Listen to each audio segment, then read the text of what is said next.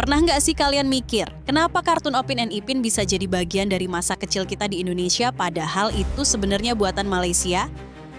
Iya, bener banget. Dua bocil botak yang lucu ini asalnya nggak dari Indonesia, tapi sampai sekarang masih eksis banget di TV dan streaming di sini. Lucunya lagi, di negara asalnya sendiri, Malaysia, popularitasnya malah mulai menurun. Tapi di sini, orang Indonesia masih setia nonton. Bahkan sampai generasi sekarang masih hafal dialog-dialog khas mereka yang kocak banget. Di video kali ini, aku bakal bongkar tuntas cerita di balik fenomena Upin and Ipin.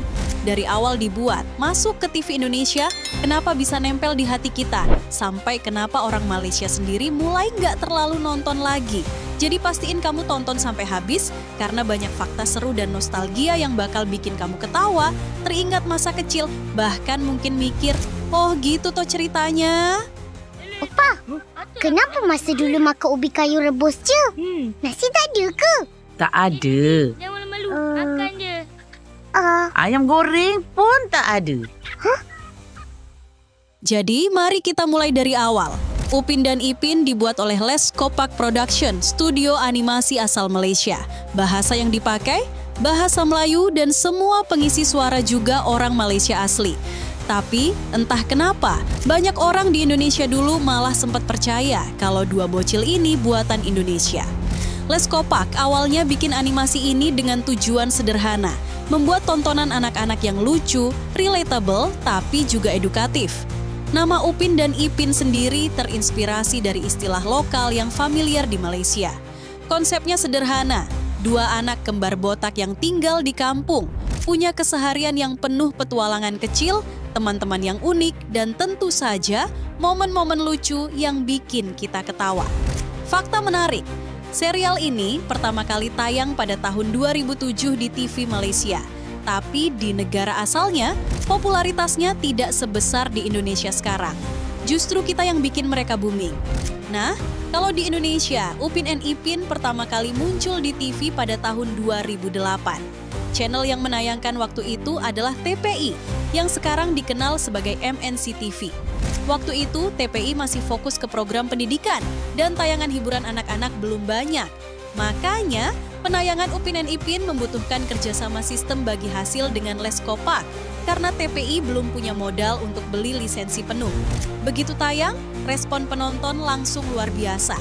Orang Indonesia ternyata langsung ngerasa klop sama karakter dan cerita yang ditampilkan. Bahkan, pendapatan bagi hasil dari tayangan ini melebihi ekspektasi awal kedua pihak. Dari sinilah awal mula Upin dan Ipin mulai menancap kuat di hati penonton Indonesia. Di sisi lain, channel seperti Spacetoon juga sudah menayangkan banyak animasi impor sejak tahun 2005, seperti Ninja Hattori, Hamtaro, Astro Boy, Dragon Ball, Conan, Yu-Gi-Oh, dan banyak lagi. Tapi anehnya, Upin dan Ipin lah yang paling laku. Kenapa? Karena ceritanya lebih relate sama kehidupan anak-anak di Indonesia. Apa sih yang bikin Upin and Ipin begitu relate?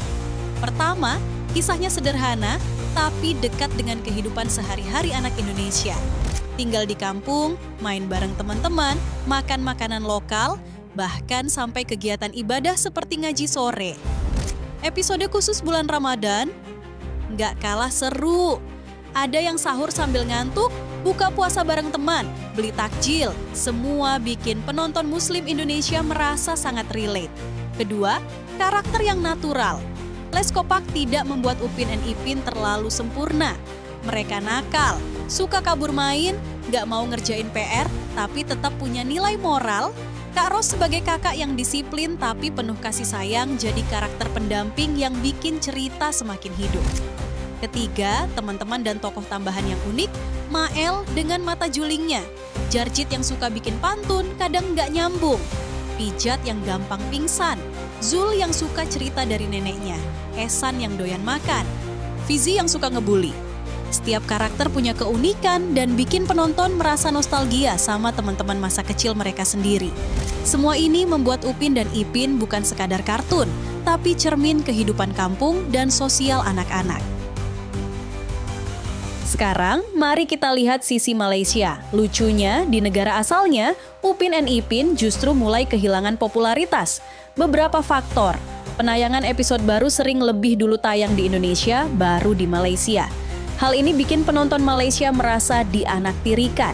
Evolusi visual dan cerita terbaru dianggap terlalu lembek atau kurang menantang dibanding versi awal. Bahkan, kreator langsung seperti Om Moh Razi dan Pak Burhanuddin Razi mengakui dalam beberapa wawancara bahwa Indonesia menjadi penyumbang penonton terbesar untuk Upin and Ipin. Di tahun 2020 sampai 2021, jumlah penonton dari Indonesia membuat keuntungan Leskopak naik sampai 40% dan Indonesia jadi pasar utama mereka. Faktor populasi juga berperan. Indonesia punya 281 juta penduduk, jauh lebih banyak daripada Malaysia yang sekitar 35 juta. Bahkan jika 1/4 orang Indonesia menonton Upin dan Ipin, itu tetap lebih banyak dibanding seluruh penonton di Malaysia. Upin dan Ipin sekarang tentu sudah berbeda dari versi awal. Visual lebih modern, mulus dan colorful, tapi banyak yang merasa jiwa kampungnya hilang. Kulit karakter jadi lebih putih dan bersih, pencahayaan cerah, efek visual lebih banyak, sehingga feel polos dan kampung yang dulu terasa hilang. Cerita juga lebih lembut. Dulu, Upin and Ipin berani buat prank kecil, bermain di hutan, bahkan bikin kakek-kakek jatuh ke kuali dodol. Sekarang, cerita lebih aman, lebih menekankan moral langsung, dan konflik lebih ringan. Ini juga jadi salah satu alasan kenapa Malaysia mulai berpindah ke animasi lokal lain, seperti Bobo Boy, Mechamato, atau Agent Ali. Nostalgia memainkan peran besar. Banyak orang Indonesia yang nonton versi lama merasa lebih dekat dengan kehidupan sehari-hari mereka. Episode lawas terasa real karena visual sederhana, warna kalem, dan aktivitas yang dekat dengan kehidupan kampung. Di sisi lain, generasi baru tetap menyukai Upin and Ipin modern karena visual menarik dan cerita aman untuk anak-anak, tapi bagi penonton lama, versi baru terasa kurang greget. Perbedaan ini sering memunculkan komentar lucu di YouTube dan sosial media. Kangen Upin and Ipin zaman Majapahit, atau sekarang terlalu manis dan lembek. Selain serial, ada juga game Upin and Ipin Universe yang baru rilis.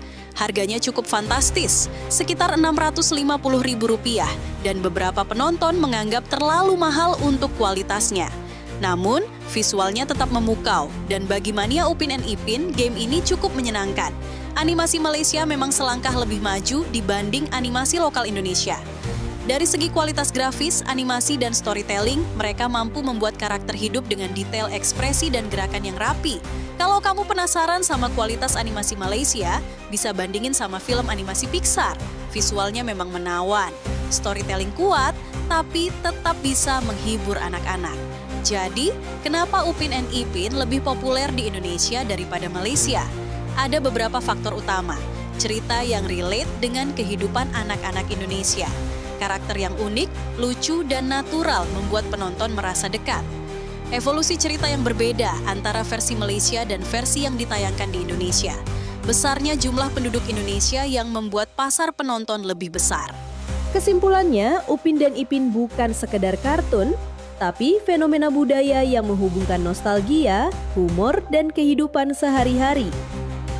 Indonesia jadi rumah kedua bagi dua bocil botak ini, dan itu yang bikin mereka tetap hidup dan dicintai sampai sekarang.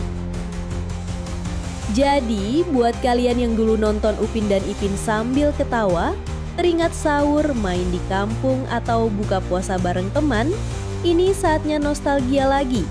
Dan buat yang baru kenal, kalian bakal ngerti kenapa dua bocil botak ini bisa nempel di hati kita semua.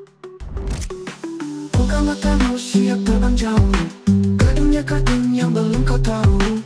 Fakta misteri, cerita absurd, semua terungkap di dunia kartun uncover.